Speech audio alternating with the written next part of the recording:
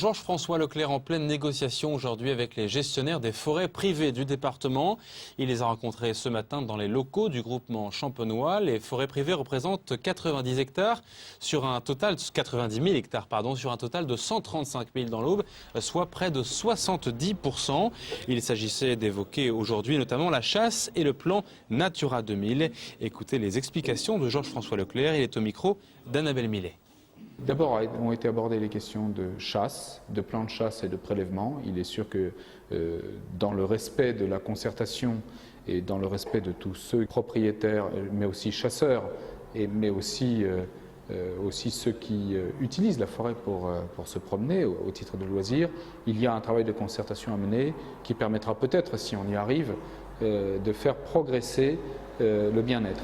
Il y a le deuxième sujet qui est un sujet important, qui est un sujet chronique dans la vie rurale française, qui est le sujet de Natura 2000. Je me suis engagé devant les forestiers privés et leurs représentants à maximiser la concertation sur un sujet qui, s'il n'y a pas de concertation, peut être mal compris. Et l'Union de la forêt privée organise d'ailleurs justement des séances de formation pour les propriétaires de forêts privées, car la gestion forestière ne s'improvise pas. Il faut en effet savoir quelles essences planter et à quel moment. Annabelle Millet a suivi récemment l'une de ces formations. Voici son reportage à Fouchères, puis à Chappes. Le groupement champenois permet aux propriétaires forestiers privés, sur 3 jours en septembre et octobre, de consolider leurs connaissances de base nécessaires à la compréhension des enjeux liés à la forêt. Alors aujourd'hui, la partie théorique est consacrée donc à la régénération naturelle et la régénération artificielle, c'est-à-dire sensibiliser les propriétaires au fait que les peuplements vieillissent, qu'il est besoin souvent de les renouveler et les méthodes pour y parvenir. François Vaillant possède 136 hectares de bois de chêne essentiellement. Il a un historique de ces bois datant de son arrière-grand-père. Il a ainsi pu voir l'évolution de son patrimoine forestier, des bois qui jadis n'étaient que taillis. Au bout de 120 ans, maintenant, on a des bois qui correspondent à ce que l'on cherche maintenant. Donc on peut effectivement faire des récoltes annuelles ou tous les 2 ans, ça dépend un petit peu. Après la théorie, la pratique, le petit groupe de propriétaires s'est rendu sur les terres boisées de Jean-Louis Lagarenne. L'intérêt d'une formation comme celle-là, c'est effectivement de comprendre sur le terrain tout ce qu'on peut lire sur des livres et qui nous montrent donc l'expérience et effectivement donc le terrain.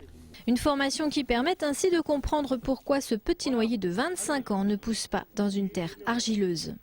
On leur montre d'abord que l'adaptation de l'essence, c'est-à-dire de la variété d'arbres, au sol est une question fondamentale et prépondérante parce qu'on vient de voir un échec cuisant parce qu'on n'avait pas su installer le noyer dans son écologie naturelle qui sont des sols frais, profonds et là on l'a mis dans des sols extrêmement lourds et engorgés d'eau et donc le noyer 25 ans plus tard ne donne aucun résultat.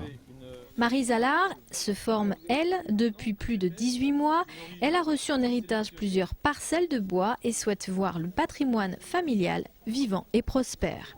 C'est important parce que je pense que de toute façon, ça fait partie du respect de la nature. Et pour moi, la nature, c'est important parce que c'est un cadre de vie et un patrimoine naturel que moi, je suis attachée à connaître. Et puis à un petit peu exploiter, enfin le mot exploiter, je trouve que c'est un mot qui peut être péjoratif, mais en tout cas à accompagner. J'ai conscience que c'est un patrimoine en fait, et bon, je vais essayer de le gérer au mieux pour le transmettre aussi à mes enfants. Le cycle de formation 2005-2006 avait concerné 29 stagiaires. Ils sont 35 propriétaires privés pour le cycle 2009-2010. Une progression qui montre un intérêt de plus en plus important pour ces biens, souvent hérités et presque toujours méconnus. Ils sont donc de plus en plus nombreux à se rendre compte de la richesse que leur forêt représente et à venir demander conseil auprès des professionnels de la forêt.